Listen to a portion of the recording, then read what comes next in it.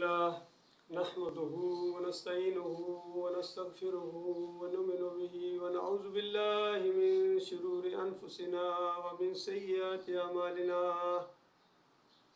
من يهد الله فلا مضل له ومن يضلل فلا هادي له وأشهد أن لا إله إلا الله وأشهد أن محمدا عبده ورسوله أما بعد فأعوذ بالله من الشيطان الرجيم بسم الله الرحمن الرحيم فذكر إن نفعت الذكرى سيذكر من يخشى ويتجنبها الأشقى الذي يصلى النار الكبرى ثم لا يموت فيها ولا يحيا قد أفلح من تزكى وذكر اسم ربه فصلى بل تؤثرون الحياة الدنيا والآخرة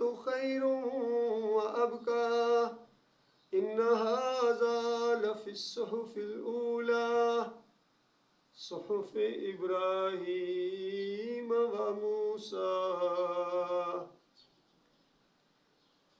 یہ قرآن حکیم کی سورۃ الاعلیٰ ہے۔ یہ وہ سورہ ہے جو ابھی میں نے صلاۃ الجمعہ پڑھاتے ہوئے اس کو پہلی رکعت میں پڑھا۔ دیکھیے عربی ہماری زبان نہیں ہے، ہمارے بھائیوں کی اکثریت ان کو سمجھ نہیں آتی ہے کیا پڑھا گیا اور کیا سنا گیا۔ یہ وہ کتاب ہے جو عربی زبان میں نازل ہوئی، عربوں کے سامنے نازل ہوئی، اور اس کتاب نے وہ سارا انقلاب برپا کیا تھا جو آج آپ سنتے ہیں۔ اسلامی تاریخ ایک بہترین تاریخ جو آپ بیان کرتے ہیں وہ اس کتاب کی وجہ سے ہے۔ آخری نبی صلی اللہ علیہ وآلہ وسلم کی جو جتنی بندگی کے لحاظ سے آپ تعریفیں کرتے ہیں، ان کے اخلاق کی جتنی بھی آپ تعریفیں کرتے ہیں، وہ اس کتاب کی وجہ سے۔ اور اس کتاب کے ذریعے اللہ تعالیٰ نے اپنے نبی محمد صلی اللہ علیہ وآلہ وسلم کی رہنمائی فرمائی، ان کو ہدایت دی اس کتاب کے ذریعے۔ اور یہ صرف ان عربوں کے لیے نہیں تھی، بلکہ نبی علیہ السلام نے اس کتاب کے بارے میں فرمایا۔ عمر بن خطاب رضی اللہ تعالیٰ عنہ اس کے راوی ہیں، اور انہوں نے اپنی خلافت کے زمانے میں جب مشرق اور مغرب میں مسلمانوں کا دبدبہ ہے، رعب ہے، اسلامی مملکت پھیل رہی ہے، کوئی طاقت ایسی نہیں ہے کہ جو اس کے ساتھ ٹکر لینے کے لیے آگے بڑھ سکے۔ اور اس وقت لوگوں کی تعلیم کے لیے چونکہ بہت ہی زیادہ فہم و فراست والے تھے عمر بن خطاب رضی اللہ عنہ، کہا لوگوں سنو اس بات کو کہ تم صرف اس لیے بہترین امت ہو کہ لوگوں کو نیکی کا حکم دیتے ہو، برائیوں سے منع کرتے ہو، اور خود پکے مومن ہو۔ قرآن کی وہ آیت پڑھی، اور پھر فرمایا کہ میں نے اپنے ان کانوں سے نبی صلی اللہ علیہ وآلہ وسلم کو فرماتے ہوئے سنا ہے کہ ان اللہ یرفع بہذا الکتاب اقوام، کہ اللہ تعالیٰ قوموں کو اس کتاب کی وجہ سے بلندی عطا فرماتا ہے۔ یعنی تجھے آج، تم لوگوں کو آج جو بلندی ملی ہے یہ اس کتاب کی وجہ سے ہے۔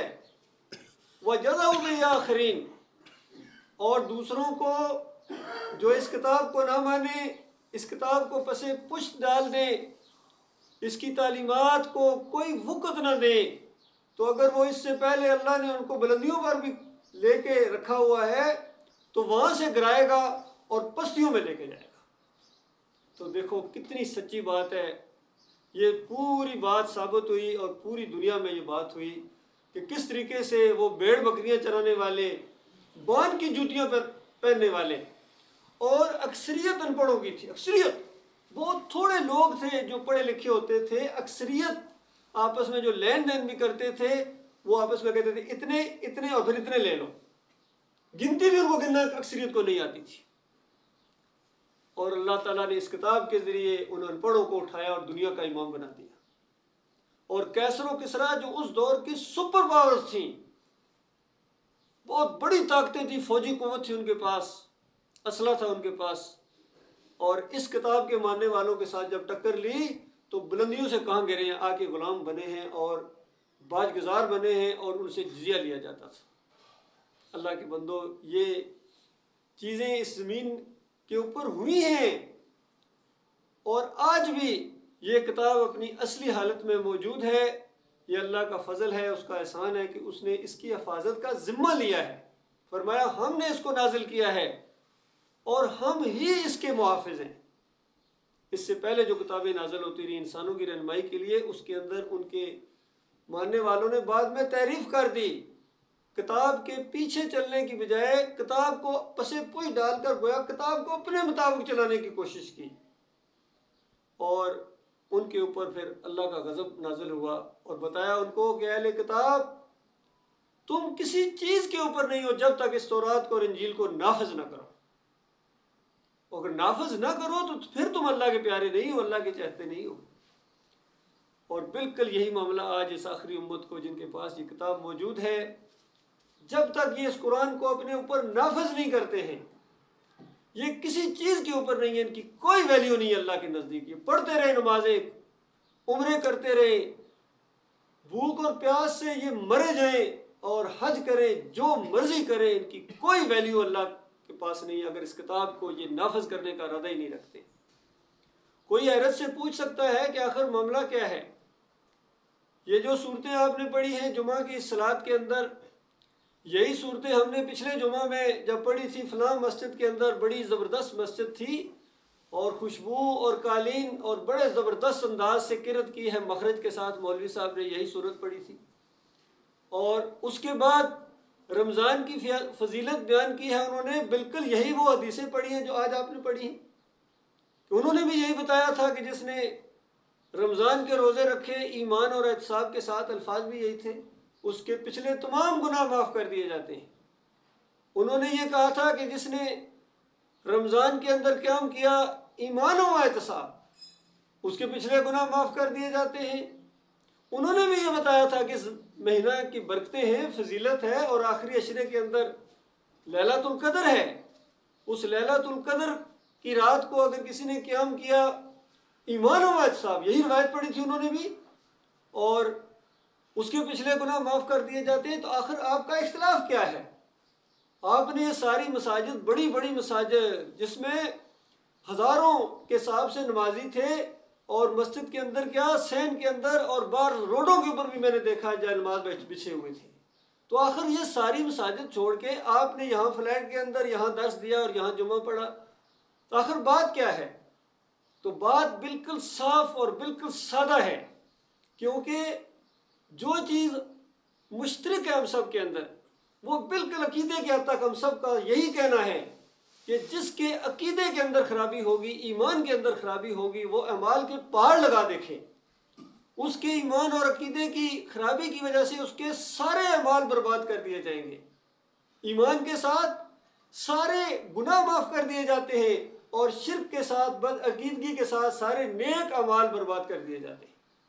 اور اسی کتاب کے اندر یہ بات لکھی ہوئی ہے، نبی علیہ السلام نے فرمایا، یعنی قرآن کی آیات کے ذریعے، کہ اللہ تعالیٰ فرماتا ہے نبی صلی اللہ علیہ وآلہ وسلم کو کہ لَإِنْ أَشْرَكْتَ لَيَحْبَطَنَّ عَمَلُكَ، اگر تو نے بھی شرک کیا، اور اس سے پہلے آیت کے اندر بتایا کہ میں نے سب انبیاء کی طرف یہ وحی بھیجی ہے، یعنی سب کو براہ راست اس طرح کہا گیا، آدم علیہ السلام کو کہا گیا، نوح علیہ السلام کو کہا گیا، ابراہیم علیہ السلام کو براہ راست اسی طریقے سے کہا گیا، اسماعیل علیہ السلام کو، اسحاق علیہ السلام کو، یعقوب علیہ السلام کو، یوسف علیہ السلام کو، اور سلمان علیہ السلام کو، داؤد علیہ السلام کو، موسیٰ علیہ السلام کو، عیسیٰ علیہ السلام کو، اسی طرح کہا گیا تھا۔ کیا؟ لَإِنْ أَشْرَكْتَ، اگر تو نے بھی شرک کیا، لَيَحْبَطَنَّ عَمَلُكَ، تمہارا عمل ختم ہو جائے گا۔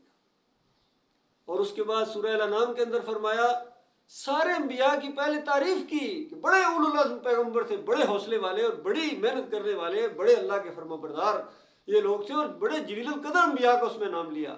ویسے تو کم و بیش 1,24,000 پیغمبر، لیکن بہت تھوڑے انبیاء کے قرآن میں ذکر کیا گیا، 24، 25 یا 26 کہتے ہیں، کچھ 28 کہتے ہیں۔ تو اس کے بعد ان کی تعریف کی اللہ تعالیٰ نے، اور پھر آخر میں فرمایا وَلَوْ أَشْرَكُوا لَحَبِطَ عَنْهُمْ مَا كَانُوا يَعْمَلُونَ، اگر یہ بھی شرک کرتے تو ان کا اعمال بھی بالکل برباد کر دیا جاتا۔ جب یہاں تک تو ہم بالکل ایک ہیں، اس میں کوئی شک نہیں ہے، کوئی اختلاف نہیں ہے یہاں تک، تو اللہ کے بندو ہم اس بات کو تھوڑا سا اور کھول دینا چاہتے ہیں کہ جن کے پیچھے آپ صلاۃ پڑھتے ہیں، جس امام کے پیچھے یا جس مسلک کے پیچھے، ان کے عقیدے کیا ہے، اور پوری دنیا مان رہی ہے ان کو، پوری طرح جھگڑا کرتی ہے اس کے اوپر۔ اگر کہا جائے یہ شرک ہے تو اس کے بعد جھگڑا کرتے ہیں کہ آپ تم زیادہ کس مدرسے کے فارغ التحصیل ہو۔ ہمارے جو علماء ہیں وہ دیوبند سے فارغ التحصیل تھے، وہاں کی ڈگری ہے ان کے پاس، تو ہم ذرا دیوبند کے عقیدے آپ کے سامنے رکھنا چاہتے ہیں۔ تفسیر کی محمود الحسن صاحب نے جو چوٹی کے علماء میں سے، عام مولوی کی بات نہیں ہو رہی ہے یہاں، یہ بھی ذہن میں رکھیے گا، چوٹی کے علماء، جس طرح ہر اسکول کا یا یونیورسٹی کا کوئی فارغ التحصیل ہوتا ہے کسی بھی مضمون میں، تو جو ہوتے ہیں ایوارڈ یافتہ، بڑا انہوں نے گریڈ لیا ہوتا ہے۔ شاگرد رشید ٹاپ کے جو اسٹوڈنٹ تھے قاسم نانوتوی صاحب کے، محمود الحسن، انہوں نے تفسیر لکھی، 2.5 یا 3 پارے انہوں نے تفسیر کی، اور پھر ان کی موت واقع ہو گئی۔ اسی تفسیر کو ان کے اگلے شاگرد اور کلاس میٹ نے اس کو اور آگے بڑھایا، شبیر احمد عثمانی صاحب، اور پہلی صورت جو توحید کی آتی ہے قرآن کے اندر اس کتاب کی، جس کا میں نے کہا کہ یہ کتاب اٹھاتی ہے، اس کا پہلا صفحہ کتنا سادہ ہے، کتنا سادہ ہے، سب سے زیادہ سادہ ہے، سمجھ لیجیے۔ ویسے بھی قرآن آسان ہے، سورہ القمر کے اندر 6 مرتبہ اللہ تعالیٰ نے اس آیت کو بار بار دہرایا ہے، وَلَقَدْ يَسَّرْنَا الْقُرْآنَ لِلذِّكْرِ فَهَلْ مِن مُّدَّكِرٍ، ہم نے اس قرآن کو نصیحت کے لیے آسان کر دیا ہے، وہ ہے کوئی نصیحت حاصل کرنے والا؟ تو ہر ایک کو کہا گیا ہے، ہر ایک کے سامنے یہ پیشکش ہے، آفر ہے، پیکج ہے، تو آسان کتاب ہے۔ اور کیسے نہ ہوتی، دنیاوی لحاظ سے آپ سمجھتے ہیں، جانتے ہیں، جو ٹیچر، جو پروفیسر مشکل طریقے سے پڑھایا وہ برا لگتا ہے، اور جو چیزوں کو کھول کھول کے آسان طریقے سے پڑھایا تو آپ ہر جگہ کہتے ہیں یہ ٹیچر یا کا، یہ ہمارے استاد، یہ ہمارے بڑا زبردست آسان سمجھاتے ہیں، اور جو سارے استادوں کا رب ہے اس کے بارے میں آپ کیا سمجھتے ہیں کہ وہ ذرا مشکل کر کے پیش کرے گا آپ کے سامنے؟ جو سب سے زیادہ آپ کا خیر خواہ ہے، ماں سے زیادہ آپ کا خیر خواہ ہے، ماں سے زیادہ آپ سے محبت کرتا ہے، اور اس سے زیادہ کون جانتا ہے کہ جو اس کتاب کے خلاف ہو گیا وہ جہنم میں جائے گا، اور جہنم کتنی خوفناک چیز ہے۔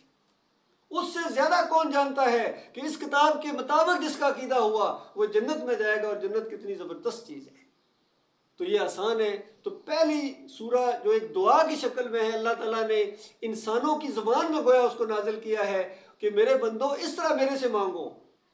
مانگنے کا طریقہ، حالانکہ دیکھا جائے تو مانگنا سب سے آسان کام ہوتا ہے دنیا میں، دیکھا جائے تو ظاہری طور پر کسی سے مانگی کوئی چیز، لیکن ہمیں تو وہ چیز مانگنی بھی نہیں آتی، ہم کہیں غلط چیز نہ مانگ بیٹھے۔ اور اللہ جو شہنشاہ اس پوری کائنات کا بادشاہوں کا بادشاہ ہے، آپ جانتے ہیں جب بادشاہوں کے پاس جاتے ہیں تو کس طرح انداز ہوتا ہے۔ یہ چھوٹے چھوٹے بادشاہوں کے پاس جاتے ہیں، آپ کا حالت کیا ہو جاتی ہے؟ پہلی بات ہے وہ آپ کو ملاقات کا موقع ہی نہیں ملتا ہے، 30-35 سال ہو جاتے ہیں، یہاں کے بادشاہ سلامت کو کسی نے دیکھا ہی نہیں۔ کیا وہ کہہ سکتا ہے کوئی نہیں ہے؟ نہیں ہے، اس کا حکم بتا رہا ہے، اس کا سسٹم بتا رہا ہے، کائنات کے اندر مالک کا حکم چل رہا ہے، سورج گواہی دے رہا ہے، چاند گواہی دے رہے ہیں، سمندر گواہی دے رہے ہیں، گویا ستارے، اور خود آپ کا اپنا وجود، آپ کا کھانا اس بات کی گواہی دے رہا ہے کہ تمہارا ایک مالک ہے، خالق ہے، اسی کی بات ہو رہی ہے، اس اللہ نے یہ کتاب نازل فرمائی ہے۔ تو اس طرح سورہ فاتحہ کے اندر اللہ کی حمد و ثنا بیان کرنے کے بعد ایک بہت بڑا عہد و پیمان اس کے اندر ہوتا ہے، بندہ اللہ کو کہہ رہا ہوتا ہے، اور یہ دعا اللہ نے سکھائی ہے، کوئی اپنا اتحاد یا اپنا کوئی ایک سوچ نہیں ہے۔ اللہ تعالیٰ نے کہا کہ اس طرح کہو، ایاک نعبد و ایاک نستعین۔ ایاک عربی جاننے والے تھوڑا سا جانتے ہیں اس میں کتنا زور ہے، حالانکہ نعبدو کا بھی ہو سکتا تھا کہ تیری عبادت کرتے ہیں، لیکن ایاک پہلے لگانے سے اس پر زور پیدا ہو جاتا ہے، صرف اور صرف تیری عبادت کرتے ہیں اور کرتے رہیں گے۔ یہ مضارع کا یہ صیغہ ہے، اس میں حال اور مستقبل دونوں پائے جاتے ہیں، عربی والے جانتے ہیں، یعنی کرتے ہیں اور کرتے رہیں گے۔ اور وَإِيَّاكَ نَسْتَعِينُ، اسی زور کے اوپر، اسی وزن کے اوپر یہ بات ہے کہ صرف اور صرف تیرے سے ہم استعانت مانگتے ہیں، مدد مانگتے ہیں اور مانگتے رہیں گے۔ بتائیے کتنی سادہ بات ہے۔ اس آیت سے، اس سورت سے آپ کو کیا محسوس ہوا، کیا آپ کو معلوم ہوا؟ اب ذرا تشریح سنیے۔ 5 نمبر حاشیہ چڑھایا محمود الحسن صاحب نے اور کہا کہ اس آیت شریفہ سے یہ معلوم ہوا کہ عبادت صرف اللہ ہی کی ہے اور استعانت صرف اللہ ہی سے ہے، لیکن اس کے کسی مقبول بندے کو خالص واسطہ رحمت الہی سمجھ کر اگر غیر مستقل جانتے ہوئے اگر اس کو عارضی طور پر پکار لیا جائے تو یہ ایاک نعبد و ایاک نستعین کے اندر آتا ہے۔ غور کیجئے، فرمائیے کیا کہتے ہیں آپ؟ علماء ہیں، چوٹی کے میں مولوی کی بات نہیں کر رہا ہوں، کسی محلے کی مسجد کے مولوی کی بات میں نہیں کر رہا ہوں۔ ہم سے پوچھتے ہیں کہ آپ سند کہاں سے لے کے پڑھے کس مدرسے کے ہیں؟ ہم آپ کے سند یافتہ استاد کی بات آپ کے سامنے پیش کریں، آپ فیصلہ فرمائیے کہ اللہ کے مقبول بندے، اب مقبول بندہ انسانوں میں نبی علیہ السلام سے زیادہ کون ہو سکتا ہے؟ تو گویا حضرت صاحب یہ کہہ رہے ہیں کہ اگر یا رسول مدد کہہ لیا جائے عارضی سمجھ کر غیر مستقل جانتے ہوئے تو اس کے بعد یہ ایاک نعبد و ایاک نستعین کے اندر آتا ہے۔ تو بتائیے عوام کہاں جائے؟ اور پھر بتاؤ ابو جہل کا کیا قصور تھا؟ وہ تو عارضی طور پر مانتا تھا، وہ بھی رسول کو پکارتا تھا، یا ابراہیم اغثنی کہتا تھا، بہت ہی جلیل القدر پہ نبی کو پکارتے تھے، یا ابراہیم اغثنی، یا اسماعیل اغثنی۔ پھر اولیاء اللہ کو بھی پکارتے تھے، یا لات بابا، یا منات بابا۔ جب ٹوکا جاتا تھا یہ شرک ہے، کہتے تھے نہیں شرک ہے۔ ہؤلاء شفاعنا عند اللہ، یہ ہمارے اللہ کے ہاں سفارشی ہیں، ہماری ان کے آگے، ان کی اللہ کے آگے۔ ما نعبدهم الا ليقربونا الى الله زلفى، ہم اللہ کو خوش کرنے کے لیے سب کچھ کرتے ہیں۔ اللہ کو خوش کر، ہمیں اتنا بیوقوف نہ سمجھو، ہم اللہ کو خوش کر رہے ہیں۔ تو میرے پیارے بھائیوں، ان کی بات اللہ نے ان کے منہ پر دے ماری۔ یہ نہیں کہ تم اللہ کو خوش کرنے کے لیے اپنا طریقہ اختیار کرو، اللہ خوش ہو جائے گا۔ خالق اور مخلوق کے فرق کو سمجھو۔ مالک نے اس کائنات کو بنایا ہے ایمان کے لیے، توحید کے لیے۔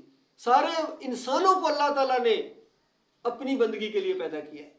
وما خلقت الجن والانس الا لیعبدون، کہ ہم نے جنوں اور انسانوں کو اپنی بندگی کے لیے پیدا کیا۔ جس مقصد کے لیے وہ پیدا ہوئے ہیں اسی مقصد کے اوپر زور دیا جا رہا ہے۔ بندہ اپنے اللہ کو کہہ رہا ہے کہ اللہ میں تیری بندگی کرتا ہوں، تو نے مجھے اپنی بندگی کے لیے پیدا کیا، میں تیری بندگی کرتا ہوں اور تجھ سے مدد مانگتا ہوں۔ یعنی یہ بندگی کرنے میں بھی گویا مجھے مدد چاہیے، ورنہ میں تیری بندگی بھی نہیں کر سکوں گا، میں کہیں کسی اور کی نہ کرنا شروع ہو جاؤں۔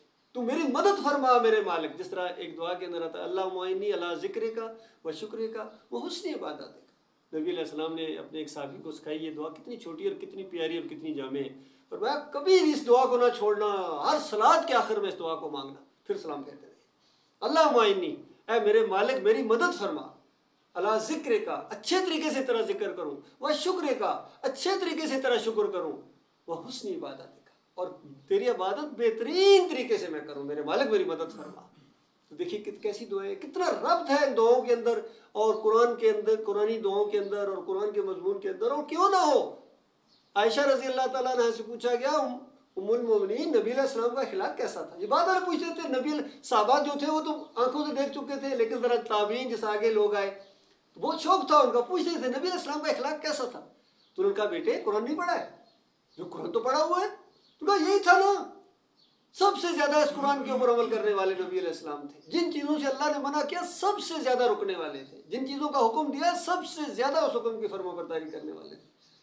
تو یہ میرے بھائیو یہ بات ہے کہ یہ مسئلہ ہے، یہ عقیدے کا مسئلہ ہے، یہ توحید کا مسئلہ ہے، ورنہ ہمارا کوئی ایسا کوئی جھگڑا نہیں ہے۔ یقین کیجئے ہم بھی اسی اللہ کے پیدا ہوئے ہیں، ان کو بھی اللہ نے پیدا کیا ہے، انہوں نے بھی مرنا، ہم نے بھی مرنا ہے۔ اور یہ ہم سب یہ بات بھی جانتے ہیں کہ ایک مرتبہ زندگی ملی ہے، یہ بار بار نہیں، آپ کا جنم جنم کا معاملہ نہیں ہوگا، ایک مرتبہ امتحان میں ڈالے گئے ہو۔ اگر ایک مرتبہ یہ موقع ہاتھ سے نکل گیا اور آپ کے عقیدے کے اندر آخری سانس لی اور اس میں چلو ایک شرک رہ گیا، آدھا شرک رہ گیا، بتاؤ تمہارے اعمال کا کیا بنے گا؟ تجدید دارو اور روزے دارو اور عمرہ کرنے والوں، حج کرنے والوں، خیرات اور صدقات کے لیے اپنی جیبیں اور بوریاں خالی کر دینے والوں، بتاؤ اگر آخری سانس آ رہی ہے اور تمہارے عقیدے میں شرک ہے تو بتاؤ پھر کیا ہوگا؟ واپس تو نہیں آ سکو گے۔ آپ کے قریب دوست، بیوی، بچے، بھائی بہنیں، ماں باپ آپ کے قریب ہوں گے، ان کو کچھ نہیں پتہ چلے گا، اور فرشتے آئیں گے اور یہاں سے مارنا شروع کریں گے، یہاں سے مارنا شروع کریں گے، تھوڑا لیا گرز اندازہ لگائیے، اور اس کے بعد ہمیشہ تک جب تک قیامت قائم نہیں ہوگی وہاں اوپر عذاب ملتا رہے گا، اور جب قیامت قائم ہوگی اسی نقطے پر فیصلہ ہونا ہے کہ کس نے اللہ کے ساتھ وفا کی ہے اور کون بے وفا نکلا۔ کیونکہ باتیں بڑی سادہ ہیں، کیا اللہ تعالیٰ آپ سے اتنا مطالبہ نہ کرے؟ اللہ کے بندوں میں بار بار ہمیشہ اپنے درس میں یہ بات کہتا ہوں، کیا اللہ تعالیٰ آپ سے اتنا بھی مطالبہ نہ کرے کہ جب قرآن پڑھیں اور اس کی تفسیر آپ کے سامنے ہے. ایک طرف اللہ کی بات ہے کہ اللہ کی بندگی ہے اور اللہ سے مدد ہے، اور اس کے بالکل دائیں طرف مولوی صاحب کی بات ہے، علامہ صاحب کی بات ہے، مفتی صاحب کی بات ہے. وہ کہتا ہے اللہ کے بندوں کو پکارنا بھی اللہ ہی کو پکارنا ہے. تو کیا اللہ آپ سے اتنا بھی مطالبہ نہ کرتا کہ میرے اللہ کی بات سچی ہے، مولوی کی بات جھوٹی ہے، بس میرا اس مولوی سے کوئی تعلق نہیں جسے شرک پھیلایا. اتنا مطالبہ ہے. اس کو قرآنی زبان کے اندر کفر بالطاغوت کہتے ہیں کہ طاغوت کا کفر کرو. جس نے بھی آپ کو اللہ سے پھیرا ہے، جس نے بھی، اور وہ شرک کا دائی بنا ہے اور پھر مر گیا، اگر ہاں جب تک زندہ ہے چانس موجود ہے، آپ جا کے کہہ سکتے ہیں، ہر انداز سے سمجھا سکتے ہیں کہ حضرت صاحب دیکھو کیا ہو گیا ہے. بندوں کو پکارنا اللہ کو پکارنا کیسے ہوگا؟ اتنی سادہ سی بات ہے. اللہ کو پکارنا اللہ کو پکارنا ہے. اور پھر اور آگے دیکھیں حکیم الامت، اسی مسلک کے حکیم الامت، امت کے حکیم. ہماری مسلمانوں کی قوم کے، ہمارے خاص کر پاکستانی کے دو حکیم ہیں حکیم الامت، ایک اشرف علی تھانوی صاحب اور ایک علامہ اقبال صاحب، جن کو قومی لیول پر حکیم الامت کے لقب دیے گئے ہیں. امت کے حکیم. تو امت کے حکیم اشرف علی تھانوی صاحب لکھتے ہیں سورہ زمر کی آیت کی تشریح میں کہ جہاں اللہ تعالیٰ کہتا ہے کل یا عبادی الذین اسرفوا علی انفسہم، کل یا عبادی، کہو میرے بندو. تو یہاں اللہ نے آزمائش رکھی آپ کی. تو انہوں نے ترجمہ یہ کیا کہ نبی تم اپنی طرف سے کہو کہ میرے بندو اللہ کی رحمت سے مایوس نہ ہو. تو نتیجہ یہ نکالا انہوں نے کہ اللہ کے بندوں کو نبی کا بندہ کہا سکتا ہے، قرآن میں لکھا ہوا ہے. بتائیے، سارے قرآن سے اپنے شرک کو ثابت کر رہے ہیں. وہ کہتے ہیں اللہ کے بندوں کو پکارنا اللہ ہی کو پکارنا ہے. تو کیوں نہ یہ پکاریں، پکارو یا رسول اللہ، پکارو یا علی مدد، پکارو یا وحی الدین چشتی پار لگا دو کشتی. قوم پکار رہی ہے، علماء کے فتوے موجود ہیں. آپ قرآن پیش کریں، وہ علماء کے فتوے پیش کرتے ہیں آپ کو. اس کے بعد دوسرا بڑا گروپ آیا جاتا ہے سواد اعظم جسے کہتے ہیں، سنی جسے کہتے ہیں، یا بریلوی جسے کہتے ہیں. ان کے جو بڑے ہیں گزرے، اعلیٰ حضرت گزرے، ان کا قرآن اٹھا کر دیکھیے. جہاں بھی یا ایھا نبی ہے، اے غیب کے جاننے والے نبی، اے غیب کے بتانے والے. اور وہ بھی یہی فتویٰ دیتے ہیں کہ اللہ کے بندے نیک بندے ہیں، ان کو پکارنا اور ان کے سامنے جھکنا یہ سارے اللہ ہی کی بندگی ہے. بتاؤ کیا کرو گے؟ پھر نبی علیہ السلام فرماتے ہیں قبروں کو کچا رکھو، یہ پکا کرتے ہیں. نبی علیہ السلام فرمائیں اس کے اوپر مزار کوئی گنبد عمارت نہ بنے. بتاؤ اس میں کون سا مسلک ہے جو اختلاف کرے گا؟ سارے کہتے ہیں نبی علیہ السلام نے فرمایا. اور ظالموں نے اسی نبی کی قبر کے اوپر گنبد بنا دیا. کیا یہ حقیقت نہیں ہے کہ اس سے پہلے اس زمین پر یہی واقعہ پیش آیا تھا کہ ابراہیم علیہ السلام جو بتوں کے توڑنے والے تھے، ابراہیم علیہ السلام جو بتوں کے توڑنے والے تھے، انہی کی اولاد نے ابراہیم علیہ السلام کی مورتی بنا کے بیت اللہ میں رکھی تھی یا نہیں رکھی تھی؟ اور اس کو پھر فتح مکہ کے دن نبی علیہ السلام نے توڑا تھا، اس مورتی کو توڑا تھا. کہ ظالموں نے ابراہیم علیہ السلام کو ایسا دکھایا کہ وہ ایسے تھے. وہ کبھی ایسے نہیں تھے، وہ تو بتوں کے توڑنے والے تھے. آج کون ہے جو نبی علیہ السلام کی اس سنت کے اوپر، اس حکم کے اوپر عمل کرے؟ بتائیے. گنبد کے رکھوالے بن گئے، پوری دنیا میں اس گنبد کی پوجا ہوتی ہے. اور کسی جگہ آپ جا کے کسی مزار کی اگر آپ کہیں کہ یہ مزار نہیں ہونا چاہیے، وہ کہے گا اچھا مدینے کبھی گئے وہاں گنبد ہے یا نہیں ہے؟ وہ دلیل پکڑتا ہے. اللہ کے بندوں، اتنی سادہ سادہ باتیں آپ کی سمجھ نہیں آتی.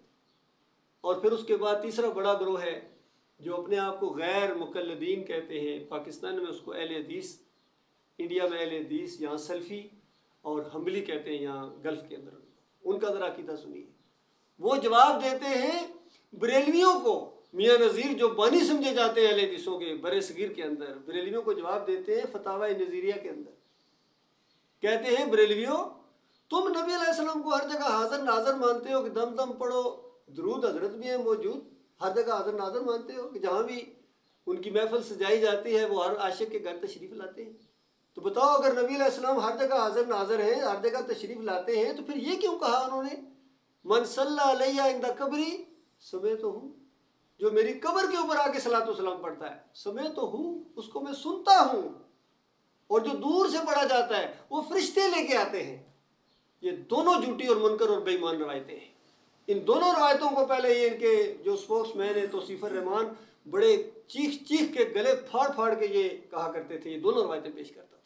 لیکن بعد میں جب ہمارے درس پیرا ہوئے، ساری باتیں ہوئیں، یہاں بحرین میں بھی وہ آئے اور وہ اس بات کو تو مان گئے. کہتے ہیں ہاں بھائی یہ ہمارے گواہ ابھی ہمارے سامنے بیٹھے ہوئے، یہ گئے تھے وہاں پوچھنے سوال کرنے کے. ان کا ہاں یہ بات تو میں مان گیا ہوں کہ جو قبر کے اوپر پڑھا جائے وہ نہیں جھوٹی روایت ہے. تو ان کا پھر دوسری بھی مان لو کہ دوسری دور سے پہنچایا جاتا ہے. حالانکہ آپ اللہم صلی علی محمد کہتے ہیں. غور کو یہ دعا ہے. اور توحید کی یاد رکھیں، کبھی آپ نے غور نہ کیا ہو، یہ اللہم صلی علی محمد وعلی آل محمد، یہ توحید کی سب سے بڑی دعا ہے اور شرک کا سب سے بڑا رد ہے یہ لیکن لوگ غور نہیں کرتے ہیں۔ اللہم صلی علی محمد، آپ اللہ کو کہہ رہے ہیں، دعا مانگ رہے ہیں آپ اپنے نبی کے لیے، اور جب اگر غور و فکر کریں اور تھوڑا سا آپ کا دماغ کام کر رہا ہو تو آپ محسوس کریں گے کہ ہمارے نبی بھی اللہ کی رحمت سے بے نیاز نہیں ہیں، محتاج ہیں، اور ہم اپنے مالک سے ان کے لیے دعائیں کر رہے ہیں کہ میرے مالک نبی صلی اللہ علیہ وسلم کے درجات بلند کر، ان کو فضیلت عطا فرما، کیونکہ ہمیں نبی علیہ السلام سے محبت ہے، نبی علیہ السلام نے یہ راستہ دکھایا ہے، قرآن ان پر نازل ہوا پوری طرح، کیا کچھ نہیں بیت گیا اللہ کے بندوں ان کی سیرت کنفرنسیں کرنے سے تو بہت، لیکن وہ معاملہ بتاؤ سب سے زیادہ عزت والے، سب سے زیادہ اخلاق والوں کو مکے کے اندر سے کیوں نکالا گیا؟ طائف گئے ہیں، وہی بات دوسرے سرداروں کے پاس کہ شاید یہ مان جائیں، وہاں سے وہ حال ہوا ہے پتھروں سے لو لہان کر دیے گئے اندازہ لے، اور نبی علیہ السلام اپنے لوگوں کو ایسے اوپر سے ایسے کرتے ہیں اور کہتے ہیں یا اللہ اس کو معاف کر، اس قوم کو معاف کر، یہ جانتی نہیں مجھے، جس وہ نبی کس طرح پھر ان کے ساتھیوں کو یہاں سے نکالا گیا، 2 دفعہ حبشہ کی طرف ہجرت کرنا پڑی ہے، پھر مدینہ کی طرف ہجرت کرنا پڑی ہے، 1 سال بھی گزرا، 1000 کا لشکر لے کے گئے ختم کرنے کے لیے، مارنے کے لیے، قتل کرنے کے لیے۔ بتاؤ اللہ کے بندو، یہ چیزیں ڈرائنگ روموں میں صرف ہوں گی؟ نبی علیہ السلام کی سنت کے اوپر عمل کب کیا جائے گا بتائیے؟ کبھی ارادہ بھی کیا اس سنت کے اوپر چلنے کا؟ وہ توحید کی دعوت آپ دیں گے تو آپ کے ساتھ یہی ریئیکشن ہوگا، اس دعوت کی یہ سنت ہے، اور اگر یہ کام نہیں کریں گے بالفرض مشکل کام ہے، نہیں کر سکتے، تو پھر مالک کی عذاب اور پکڑ کے لیے بالکل تیار ہو جائے۔ سورہ توبہ جو آخری سورہ نازل ہوئی ہے، بالکل گویا پورے دین کا ایک خلاصہ اور نچوڑ ہے اس کے اندر 8 محبتوں کا ذکر کیا اللہ تعالیٰ نے، 8 محبتیں، کہ اگر یہ 8 چیزیں تمہیں اللہ اور اللہ کے رسول کے راستے میں جہاد کرنے سے زیادہ پیاری ہیں، خود انسان موازنہ کرے کون سی چیز آپ کو اللہ کے راستے میں جہاد کرنے سے روک رہی ہے؟ مالک نے ایک ایک کے اوپر انگلی رکھ کے، کیونکہ اس سے زیادہ مالک سے زیادہ کوئی جاننے والا نہیں ہے، مالک جانتا ہے کیا کیا رکاوٹیں ہیں۔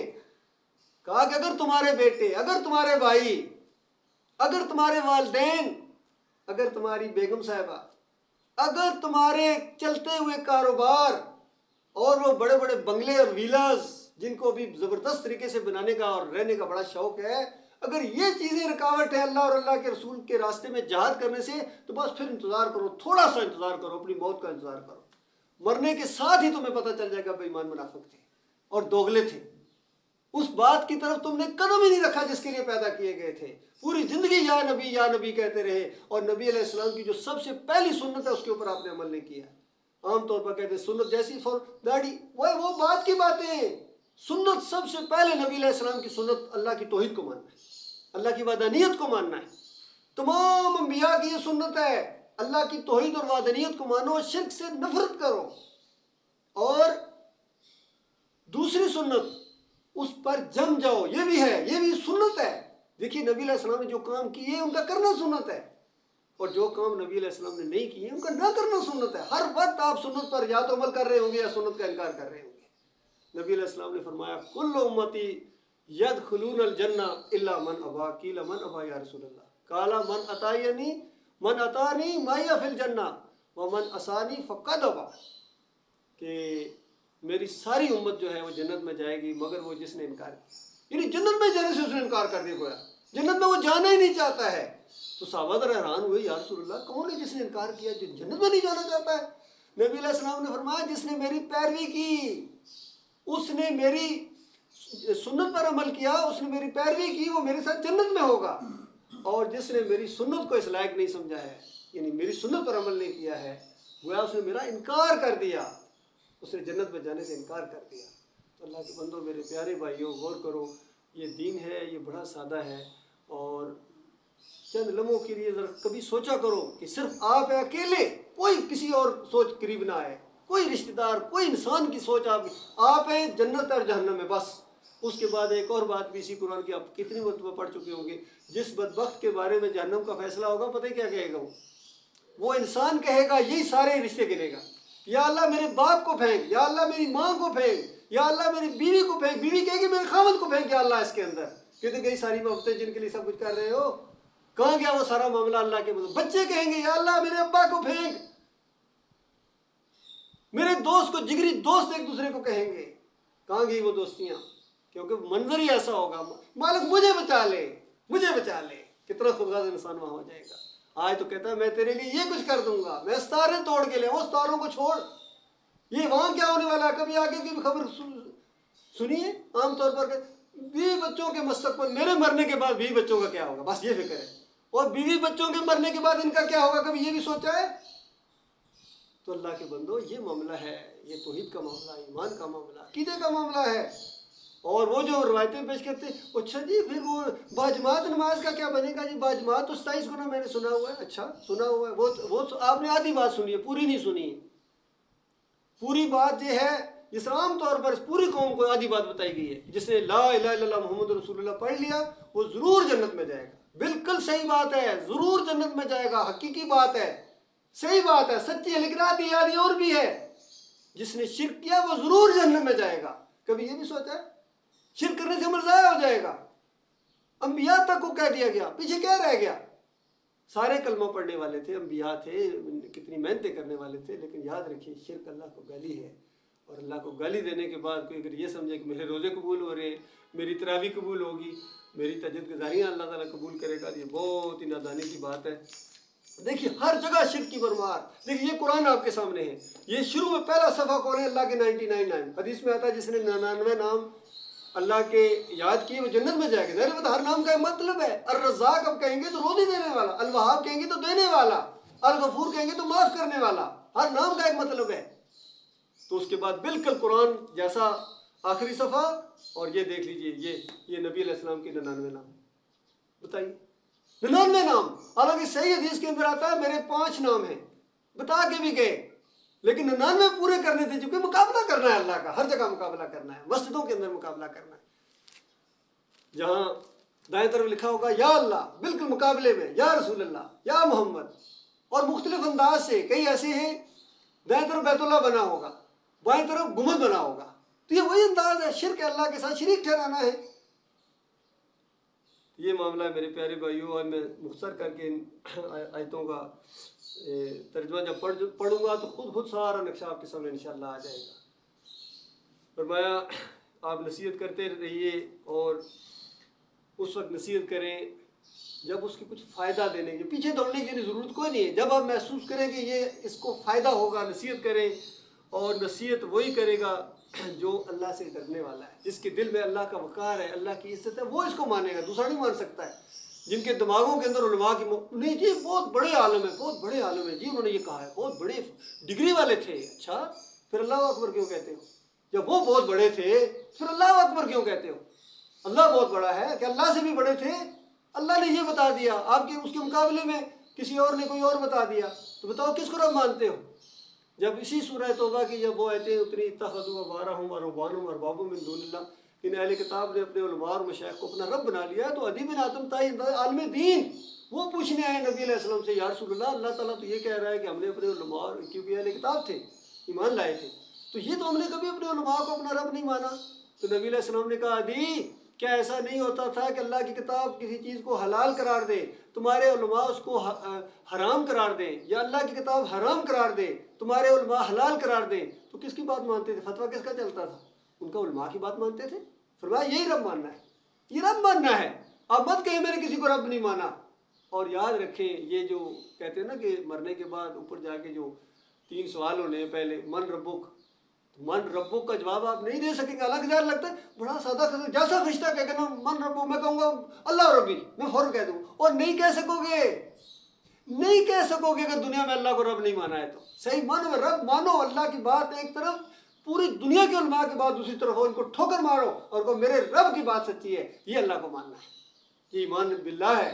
اور پھر اللہ کے نبی کی بات ہو اور پھر پوری دنیا کے علماء دوسری طرف کہیں تو سب کو ددکار دو اور کہو میرے نبی کی بات صحیح ہے، یہ رسول کا ماننا ہے۔ نبی علیہ السلام نے فرمایا اقرأ القرآن ولا تقروا به، قرآن پڑھو پڑھاؤ لیکن اس کو روٹی کمانے کا ذریعہ نہ بنانا۔ یہ نبی نے کہا کہ میری بات ہے۔ نبی علیہ السلام نے فرمایا مؤذن اس کو رکھو جو اجرت نہ لے، یہ نبی علیہ السلام کی بات ہے۔ یہ فتویٰ ایک دفعہ کسی نے سوال کیا عبداللہ بن باز مفتی اعظم سعودی عرب کو، اندازہ لگے ریٹن انٹرنیٹ پر موجود ہے، اس نے کہا میں اذان دیتا ہوں، تنخواہ لیتا ہوں، اور مجھے کسی نے بتایا کہ آپ اذان لیتے ہیں، یہ حرام ہے، ناجائز ہے، اور آگے جا کے تمہیں کچھ بھی نہیں ملے گا. یہ سوال لکھا اس نے، اندازہ لگائی. اور مفتی صاحب نے آگے سے جب جواب دیا تو حدیث کے حوالے سے دیا کہ یہ نبی علیہ السلام نے فرمایا موزن اس کو رکھو جو اجرت نہ لے. یعنی گویا تمہیں صحیح کہا جا رہا ہے، لیکن آگے جا کے اسی فتوے کے اندر کہ نہیں یہ تو بہت تھوڑی ہے، تمہیں آگے جا کے بڑا اجر ملے گا، یہ بسکل لے لیا کرو، کوئی سے مسئلہ نہیں ہے. مفتی اعظم یہ، کیونکہ مفتی اعظم خود جو لے رہے ہیں وہ کیسے کہہ سکتے حرام ہے؟ دوسرے بندے پکڑ لیں گے. حضرت صاحب آج تو 60,000 ریال، اندازہ لگائی، ایک خبر آئی تھی 60,000 ریال اس کی تنخواہ تھی. کہتا ہے میری تنخواہ بناؤ، اس سے گزارا نہیں ہوتا. مفتی صاحب کا یہ سارے یہی کرتے ہیں. فضل الرحمان سے کسی نے پوچھا کہ آپ کا ذریعہ معاش کیا؟ کہتا ہے اللہ کا بڑا فضل ہے، اللہ کا بڑا فضل ہے. بھائی کام کیا کر رہے ہو یہ پوچھو، اللہ کا بڑا فضل ہے، مال آ رہا ہے، مال آ رہا ہے، ہر طرف سے مال. طاہر القادری بھی یہ کہہ رہے ہیں. سارے مسئلے کس پر اطاعت کر لیے انہوں نے اللہ کی کتاب کے خلاف. 28 آیتیں ہیں قرآن کی اجرت کے خلاف، بے شمار حدیث ہیں، نبی علیہ السلام کی پوری زندگی آپ کے سامنے ہے، صحابہ کرام کی پوری زندگیاں آپ کے سامنے ہیں. اس طرح یہ فراڈیے یہ لوگوں کا مال کھاتے ہیں، لوگوں کو اللہ کے راستے سے روکتے ہیں. یہ توحید کی دعوت انہوں نے سب سے پہلے یہ آگے کھڑے ہو جائیں گے کہ یہ غلط گستاخ ہے، یہ ہے وہ ہے. کیسے کیسے لقب دیتے ہیں، کیسے کیسے فریب کے ساتھ آپ کے سامنے آتے ہیں. تو اللہ کے بندو کل یہ نہیں بچائیں گے، کل انہی کے ساتھ ہمیشہ کی آگ میں رہنا پڑے گا. اور چیخو گے، چلاؤ گے، لانتیں بھیجو گے، بیوی لعنت بھیجے گی، بیوی بچے لعنت بھیجیں گے کہ بے ایمان دنیا کے لیے کس طرح تم نے ہمیں سکون دیا ہے، سارے معاملات کیے، یہاں لے آئے آگ کے اندر. اور پھر یہ سارے منظر بھی چونکہ سامنے ہوں گے، سب دکھایا جائے گا. تمہیں یہ بتایا تھا، تمہارے کانوں نے یہ باتیں سنی تھیں، پھر بھی تم نے آئے اور اس طرح کر دیا اس کو بالکل. یہ سیاسی باتیں جی ہوتی رہتی ہیں، جس طرح سیاسی لوگ آپس میں لڑتے رہتے ہیں، یہ مولوی بھی آپس میں لڑتے رہتے ہیں. کوئی کیا کہتا ہے جی، کوئی کیا کہتا ہے جی، پتہ کوئی نہیں چلتا کہاں کیا مسئلہ ہے جی، کوئی سمجھ نہیں آتی. اچھا روٹی کھاتے ہوئے سمجھ آ جاتی ہے. کبھی آپ نے اللہ کا دیا کان کی طرف ڈالا ہے، کبھی ناک کی طرف ڈالا ہے، یا آنکھوں کی طرف سے گھسانے کی کوشش کی ہے؟ وہاں تو مزے لے لے کے چٹکارے لے لے کے کھاتے ہو. کبھی سوچا ہے اس نے کیوں پیدا کیا ہے، وہ روزی کیوں دے جا رہا ہے، ہوائیں کیوں چلا رہا ہے، بہترین گھر میں رکھا ہوا، بہترین سٹیٹس دنیا کے اندر، بہترین مخلوق تمہیں بنایا ہے، تمہیں اس نے اپنے لیے بنایا ہے، پوری کائنات کو تمہارے لیے بنایا ہے. یہ جو کہتے ہیں کہ پوری کائنات نبی علیہ السلام کے لیے بنی ہے، قرآن کے انکاری ہیں. اللہ تعالیٰ فرما رہا ہے تمہارے انسانوں، تمہارے سب تمہارے لیے میں نے اس پوری دنیا کو بنایا. سورج تمہاری خدمت کر رہا ہے، چاند تمہاری خدمت کر، ہوائیں تمہیں خدمت کر رہی ہیں، یہ تمہارے نوکر ہیں، جیسا سمجھ لو بیٹ مین ہے تمہارے، اس طرح خدمت کر رہے ہیں. اور تمہیں اللہ نے اپنے لیے بنایا ہے. تم اللہ کے سامنے جھکو گے، اللہ کی تعریفیں کرو گے، اللہ کی توحید بیان کرو گے، اس کے کلمے کو بلند کرنے کے لیے اپنی حد تک کوشش کرو گے، جان لگاؤ گے، مال لگاؤ گے. فرمایا جس کے دل میں ذرا بھی ڈر ہے اللہ کا، اللہ کی عزت ہے، وقار ہے، وہ اس کو مانے گا. اور وَيَتَجَنَّبُهَا الْأَشْقَى، بڑا ہی بدبخت ہوگا جو سادہ سی بات کو انکار کر دے گا. الَّذِي يَصْلَى النَّارَ الْكُبْرَى. انکار کرنے کے بعد معاملہ ختم نہیں ہو جائے گا. مالک فرماتا ہے اچھا انکار کرنے کے بعد دیکھو الَّذِي يَصْلَى النَّارَ الْكُبْرَى، وہ بہت بڑی آگ میں ڈالا جائے گا. ویسے آگ کے اندر کیا کافی تھا. نبی علیہ السلام نے فرمایا جہنم کی آگ اس دنیا کی آگ سے 70 گنا بڑی ہے، 70 گنا زیادہ تیز آگ ہے. تو صحابہ ڈر گئے، کہا یار یہ دنیا والی بڑی خوفناک تھی. کسی کو اندازہ لگائے کسی بٹی کے اندر، کسی اسٹیل مل کی جو بڑے بڑے ابل رہے ہوتے ہیں، یہ اسٹیل کے جو پانی کی طرح بنا ہوا، کبھی دیکھا کبھی کسی کے منہ میں اگر ڈال دیا جائے، سر پر ڈال دیا جائے، یا اس کو اٹھا کے اس کے اندر ڈال دیا جائے، اس کی بات چھوڑو، وہ تو بہت بڑی بات ہے. اس میں تو اگر ریل کا انجن ڈالو تو پانی بن جائے گا لمحوں میں. آپ یہ روٹی لینے ہر روز جاتے ہیں، اس تندور کی طرح دیکھو، اس تندور کے اندر اگر کسی کو جاؤں دیا جائے، اور وہ جو چمنی ہوتی ہے، جو اینٹیں بنانے والا بھٹا ہوتا ہے جس کے اندر سے دھواں نکل رہا ہوتا ہے، اگر اس کو کسی کو اس کے اندر الٹا لٹکا دیا جائے، اس کی حالت کیا ہو جائے گی. غور کرو اللہ کے بندو. مالک فرماتا ہے الذی یصلی النار الکبریٰ، بہت بڑی آگ کے اندر اس کو ڈالا جائے گا. ثم لا یموت فیہا ولا یحیا، نہ وہاں مرے گا نہ جیے گا. بتاؤ اس آگ کے اندر جینا بھی کیا جینا ہے، اور موت بھی نہیں آئے گی. اس کیفیت کے اندر ہمیشہ ہمیشہ رہنا پڑے گا. آج چند لمحوں کا یہ مسئلہ ہے. یہ دین کی بات سمجھنا، ایمان کی عقیدے کی بات سمجھنا، خاص کر عقیدہ. صحابہ کہتے ہیں ہم نے پہلے عقیدہ بنایا پھر قرآن کو سمجھا. پہلے عقیدہ بنتا ہے، یہ نہیں کہ پورا قرآن آپ زبانی یاد کر لیں گے، پھر گردانے آپ کو یاد، عالمی دین جب آپ بن جائیں گے پھر اس کے بعد جو ہے آپ دین سمجھیں گے، ایمان آپ کو اب سمجھ آ جائے گا. ایسا نہیں ہے، ایسا نہیں ہے.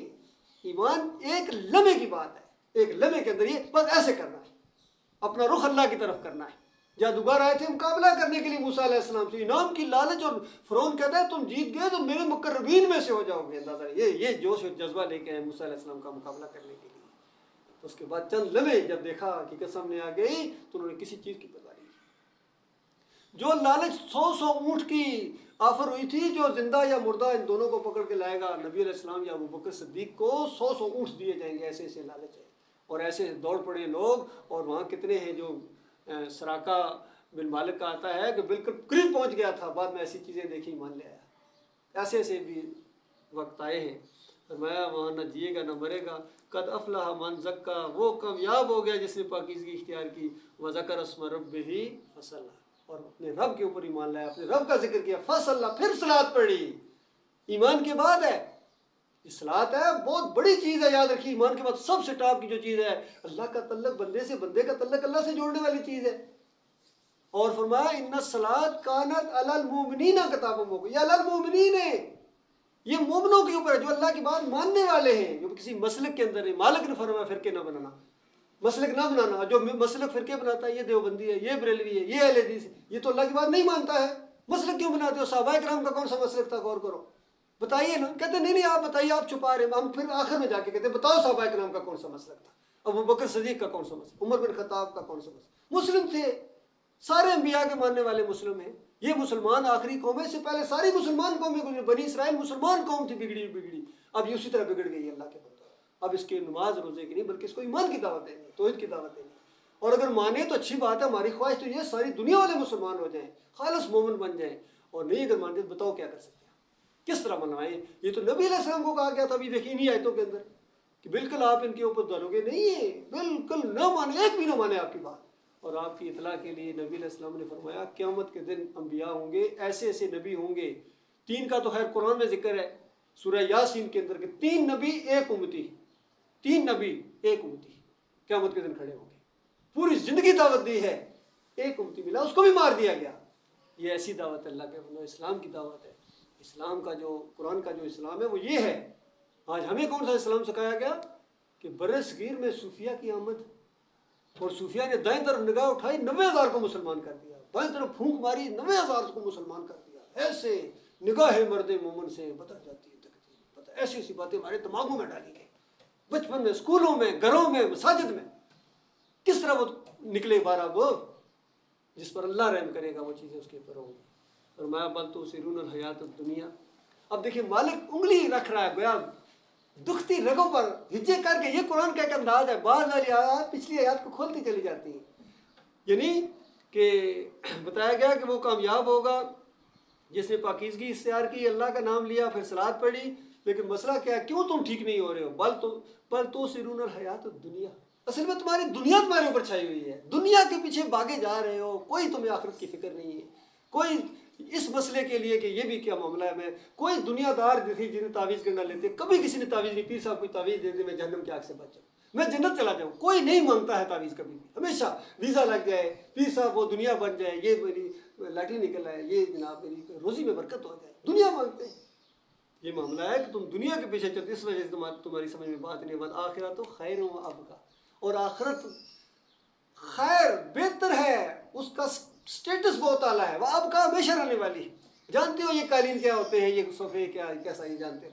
وہاں بھی اسی طریقے سے ہوں گے، قالینیں ہوں گی، صوفے ہوں گے، پردے ہوں گے، باغیچے ہوں گے، نوکر چاکر ہوں گے، گاڑیاں ہوں گی، اڑنے والی گاڑیاں ہوں گی، ایسی ایسی سب کچھ کھانے ہوں گے۔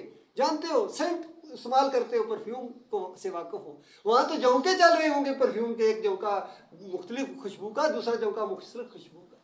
نہروں دودھ اور شہد آج ملتا ہی نہیں، صحیح دیکھا جائے یقین کبھی نہیں آتا کہ اصلی ہے یا نکلی ہے، ہمیشہ خواہش ہوتی ہے کوئی ایسا اصلی مل جائے۔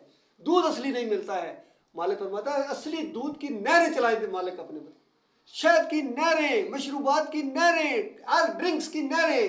اللہ کے بندو ہمیشہ کی جوانی، بیماریاں ختم، یا چھوٹی سی بیماری ہوتی ہے ساری صلاحیتیں ختم ہو جاتی ہیں، چھوٹی سی بیماری کمر کی ہو جائے یا دماغ کی تو پھر بالکل ہی ختم ہو جائے، زبان ہو جائے، کان درد کر، ساری صلاحیت ختم آ گئی، ساری خوبیاں۔ اور یہ خوبیاں بھی اللہ نے دی ہوئی، یاد رکھیے۔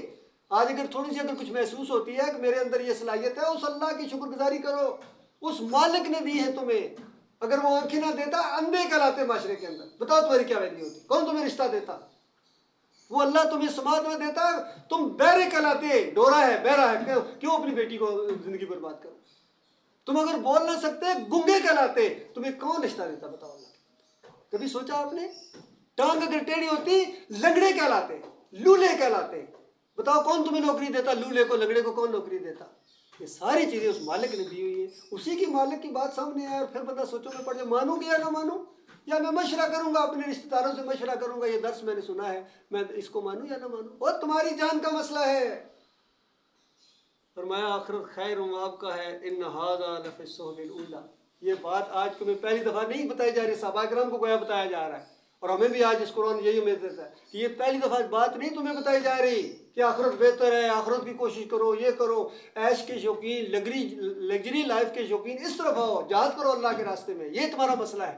روٹی کا تم نے ذمہ لیا ہوا ہے، جنت کا کوئی ذمہ نہیں ہے، روٹی کا ذمہ لیا ہوا ہے، اس کے لیے مارے جا رہے ہیں، اور جس کا کوئی ذمہ نہیں ہے اس کی پرواہ نہیں، اللہ خیر کرے گا، اللہ خیر کیا، وہ اللہ دنیا میں موقع تمہیں یہ دنیا دی اسی وجہ سے، تمہاری زندگی اسی وجہ سے کہ یہ کام کرو، فرما برداری کرو اپنے مالک اور خالق کی، اس کو ویلیو دو ذرا، اپنی جو بڑا انچارج ہوتا ہے کسی ادارے کا اس کی کہو نا پر ٹھیک ہے آپ کی باتیں کچھ تو مانوں گا کچھ میں نہیں مانوں گا، تو ذرا کتنی دیر آپ کو جاب پر رکھے گا، میں بتاتا ہوں اللہ کے بندو یہی معاملہ ہے، فتؤمنون ببعض الکتاب وتکفرون ببعض، کتاب کے کچھ حصے کو مانتے ہو، جو اچھا لگتا ہے مانتے ہو، جو اچھا نہیں لگتا نہیں مانتے ہو، تو یہی آزمائش اس نے رکھی ہے نا، مانتا کون ہے مجھے، یہ سارے احکامات اللہ تعالیٰ کی اسی وجہ سے کہ میری بات مانتا کون ہے، مجھے حکیم کون مانتا ہے، دانا کون مانتا ہے، مجھے اپنا رب کون مانتا ہے، مجھے اپنا آقا کون مانتا ہے، خوشی کے ساتھ، بلکہ اگر اللہ کے فرما بردار بن گئے ہو تو بالکل دماغ کے اندر یہ کوئی جرثیم نہ آ جائے کہ میں بڑا فرما بردار، نہ، اگر زیادہ فرما بردار بن گئے ہو تو اس مالک کا شکریہ ادا کرو، اس نے تمہیں فرما بردار بنایا، اس نے اس لائق سمجھا، اس نے توفیق دیا تب بنے، ورنہ نہیں بن سکتے تھے۔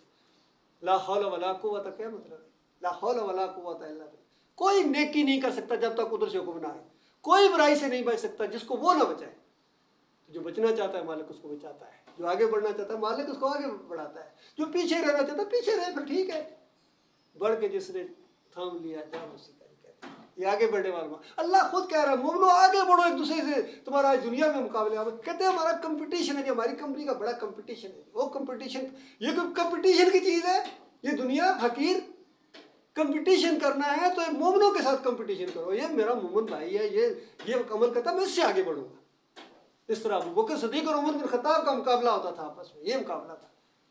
فرمایا کہ یہ جو ناس ہے یہ پہلے بھی یہی تھا، وہ جو صحف ابراہیم و موسیٰ، وہ جو ابراہیم علیہ السلام کے قصے سنتے ہو، بڑے انہوں نے یہ کیا، بڑا یہ کیا، اسی وجہ سے انہوں نے کیا، آخرت پر نظر تھی ان کی، وہ اللہ کے محبوب تھے، اس وجہ سے خلیل اللہ بنے ہیں، ایمان کی وجہ سے، بتوں کو توڑنے کی وجہ سے، بتوں کے رکھوالے نہیں تھے جس طرح یہ گنبد کے رکھوالے بن گئے، کوئی مورتیوں کا رکھوالا ہے، کوئی ذرا جا کے ان کی تو ان کر کے دیکھیں، رکھوالے ہیں اس کی، بڑی بڑی فوجیں تیار ہیں، پولیس تیار ہے، رینجر تیار ہے، بتوں کے رکھوالے، مزاروں کے گنبدوں کے رکھوالے ہیں سارے کے سارے، یہ جبڑ پڑیں گے آپ کے اوپر، ورنہ اگر یہ پیچھے ڈال دیجیے یہ تو کچھ بھی نہیں کر سکتے، میں ان کو دائیں ہاتھ سے بائیں ہاتھ سے ان کو ایسا توڑوں گا ابراہیم علیہ السلام کی طرح، یہ کچھ بھی نہیں کر سکتے، اپنے نفع نقصان کے مالک نہیں ہیں، نہ مورتیاں، نہ تصویریں، نہ گنبد، کوئی بھی نہیں ہے، یہ سب کفر و شرک ہے، اللہ کے ساتھ بغاوت ہے، کلمے کے ساتھ غداری ہے۔ فرمایا صحف ابراہیم و موسیٰ، ابراہیم علیہ السلام اور موسیٰ علیہ السلام کے صحیفے یہی تعلیم دیتے تھے، وہ جو تبدیلیاں آئی ہیں، وہ بڑی جو انقلاب آئے ہیں اس سے پہلے غلبہ اسلام ہوا، وہ اس کتاب کی وجہ سے ہوئے ہیں، اس کتاب کو آج بھی مان لو میرے پیارے بھائی، یقین کیجیے سارے آپ کے مسئلے ختم، قوم کے لوگ قرضے چٹکیوں میں حل ہو جائیں گے، یقین ختم ہو جائیں گے، کیونکہ اللہ کہہ رہا ہے کہ اگر تم مجھے مانو میں زمین اور آسمان کے تمہارے اوپر دانے کھول دوں، بتاؤ کدھر گئے تمہارے قرضے؟ آج ڈرے مارے پھرتے ہو دوسروں، اللہ فرماتا ہے وَأَنْتُمُ الْأَعْلَوْنَ إِن كُنتُم مُؤْمِنِينَ، تم سربلند رہو گے اگر تم مومن بنو، مومن بنو، سربلند اللہ کرے گا، اللہ کی بات کبھی جھوٹی نہیں ہو سکتی ہے۔ لیکن دوسری بات اب اللہ کی سچی ہو رہی ہے کہ کتاب کے کچھ حصے کو مانو گے کچھ حصے کو نہیں مانو گے، تو پھر اللہ تعالیٰ سوال کرتا ہے بتاؤ پھر ایسوں کی سزا کیا ہونی چاہیے، پھر اللہ خود سزا بتاتا ہے کہ دنیا میں ذلت اور آخرت میں اشد عذاب، یہ قوم اس کے اوپر ہے۔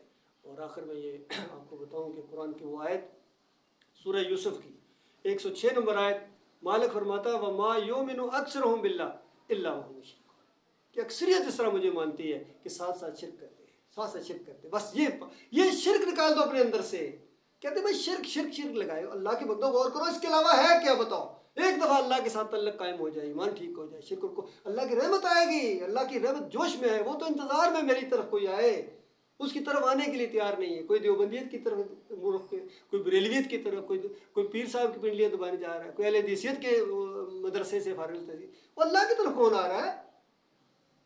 جب اللہ کی طرف آؤ گے پھر اس کتاب کی برکتیں دیکھنا مقبول کو، لہٰذا استغفر اللہ لی و لکم۔